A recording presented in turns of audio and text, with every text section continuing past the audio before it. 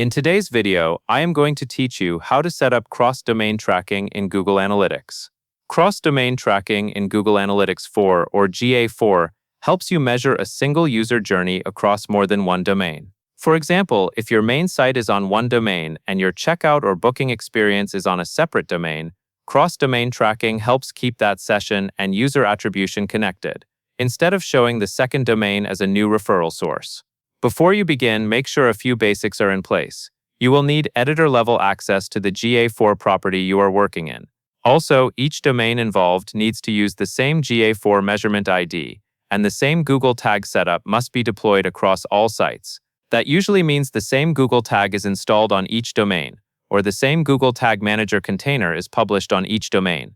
If those pieces are not consistent, GA4 cannot reliably link the user across domains. To set it up, start by signing in to Google Analytics and selecting the correct GA4 property. From there, go to Admin in the lower left corner of the interface. In the Property column, find and click Data Streams.